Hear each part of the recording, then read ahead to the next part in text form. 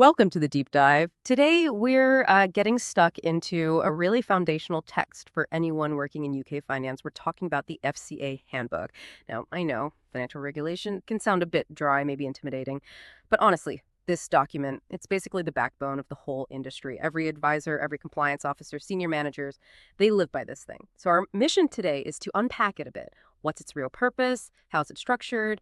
We want to pull out those key bits that define, good ethical practice. That's exactly right. And it's crucial to get past the idea there's just like a massive list of rules, a compliance checklist you just kick off. The reason the handbook exists is fundamentally about consistency, transparency, and fairness. That's the goal. And the really key insight, the thing you have to grasp, is that it's deliberately designed to be principles-based. It's not just about following rules to the letter. It encourages, actually it demands, professional judgment. Accountability. It also means firms can apply things proportionally, based on their size, the risks they handle. It's not one-size-fits-all rigid rules. It asks, is this the right thing? Not just, is this technically okay? Okay, right. Principles-based, that's a really important distinction. So it's this huge document, we know that. It's got loads of sections, MCOB for mortgages, ICOBS for insurance, PRG, DPP, lots of acronyms.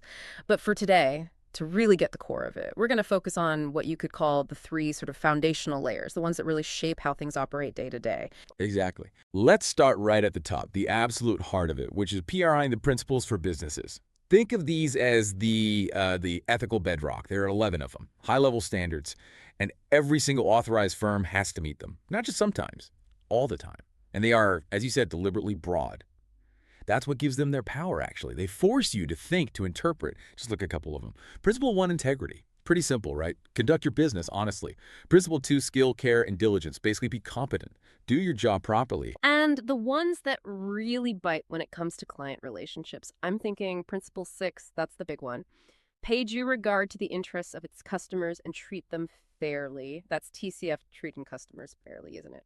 And then Principle 9, which is super specific about advice, making sure you take reasonable care that your advice or any discretionary decision is actually suitable for the client. Okay, so here's where it gets interesting, right? These broad principles, they can create a bit of tension. Like Principle 9 might say, technically, yes, this quite high-risk investment is suitable for this experienced client's profile. They tick the boxes. But then what if Principle 6, that treating fairly principle, flags up that the product has, really high hidden fees? It might not actually be in their best interest, even if they technically qualify. How do you navigate that? You've hit the nail on the head. That is the core test of a principles-based system. It's easy when rules are just black and white, do this, don't do that. But these principles demand, ethical judgment. If a firm pushes a product that's technically suitable, yeah, but they haven't been upfront about sky-high fees or maybe haven't explained the impact properly, they'd almost certainly be failing Principle 6, TCF.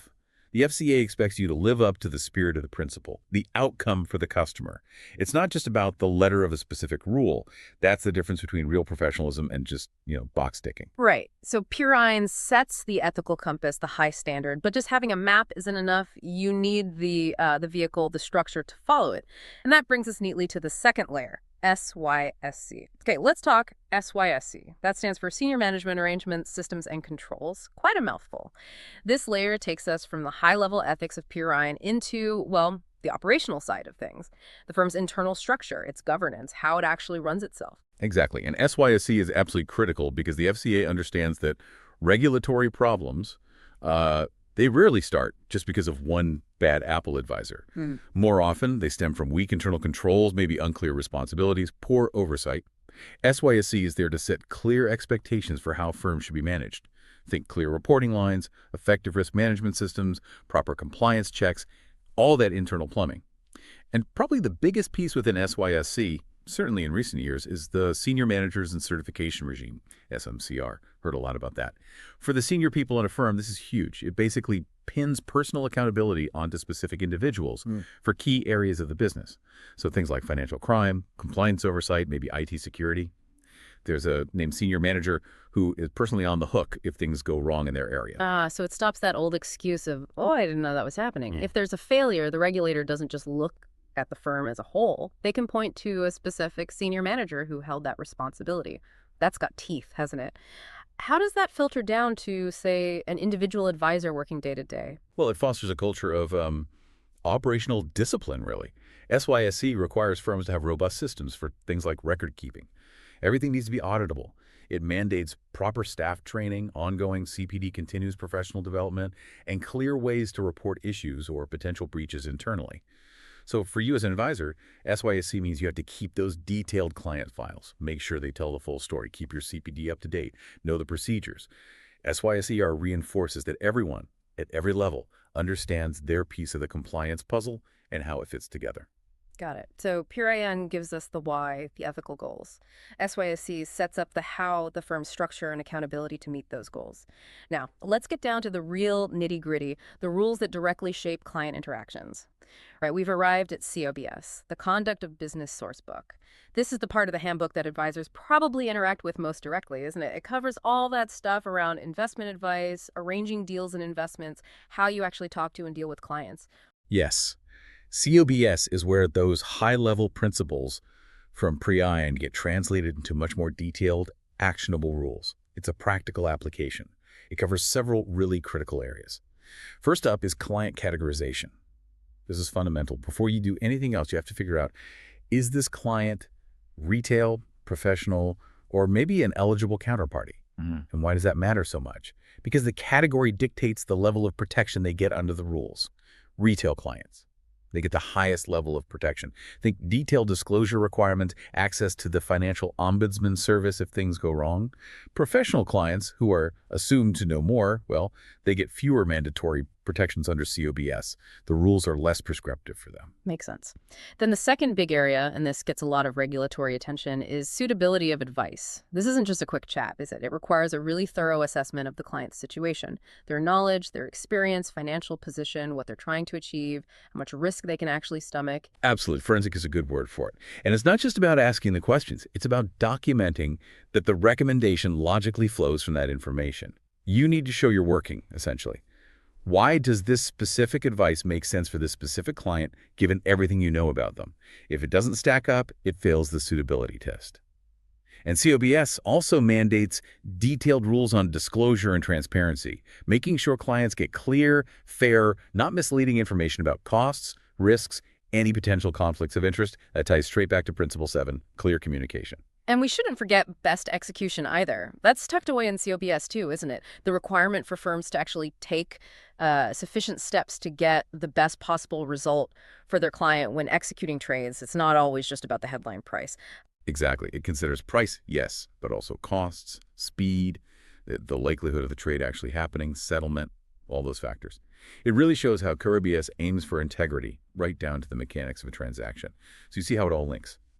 COBS takes the ethical duty from PRIN, uses the management structure demanded by SYSC, and translates it into specific rules for how you must act honestly, fairly, and professionally in the client's best interest.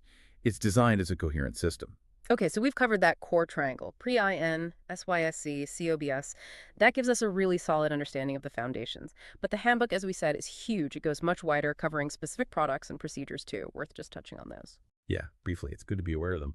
Think of things like MCOB and ICOBS. These are specific detailed rule books for mortgages and insurance distribution, respectively.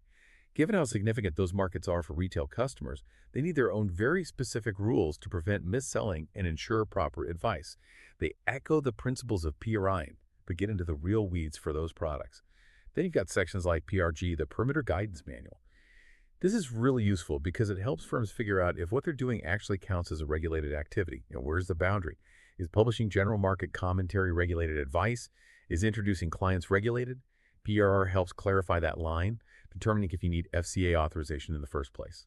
Right, so it defines who's in and who's out. And then there's the sharp end DEPP, the Decision Procedure and Penalties Manual. This isn't really about how to behave, it's about what happens if you don't. It sets out how the FCA investigates, how they make enforcement decisions, and crucially, how they decide on fines or other penalties. It's the enforcement arm. So bringing it all together, what's the big takeaway for you, the listener working in this industry? It's that the FCA Handbook isn't some dusty rule book you check once a year. It's alive. It's interconnected. And because it's principles-based, it demands constant thought, constant learning. You're always applying these broad ideas to new situations, new products. It requires a culture of vigilance. Absolutely. If we were to sum it up, that structure is key. First, the overarching principles, the ethical compass. Second, the systems with the firm's internal controls governance, and that crucial personal accountability through SM&CR. And third, the detailed conduct rules, like COBS, guiding every single client interaction. True compliance isn't just about ticking the boxes for each layer. It's about weaving them together seamlessly into how you do business every day. And, it's easy to see regulation as just a burden, but framing it positively, the handbook is actually a safeguard. It protects clients, builds trust in the system. And for advisors, it provides a clear, high standard to aim for. It underpins the integrity that the market relies on. Well said. And for you, listening to this deep dive, the real test isn't just remembering PRN, SYSC, COBS, it's thinking about how you apply them. So let me leave you with a final question to chew on. Circling back to that tricky ethical point we raised earlier, imagine you're advising a sophisticated client. They're not retail, maybe they've waived some protections. They're adamant about an investment that, yes, it generates a massive commission for you or your firm, but honestly, it offers very little extra benefit to them compared to a simpler, cheaper alternative. How do you balance that client's explicit preference, they're saying, I want this, with your fundamental duty under Principle 6 to treat them fairly? When do the incentives of your business potentially clash head-on with the ethical core of the handbook? That kind of professional judgment, that's what the principles-based approach demands from you every single day. Something to think about. Join us next time on The Deep Dive.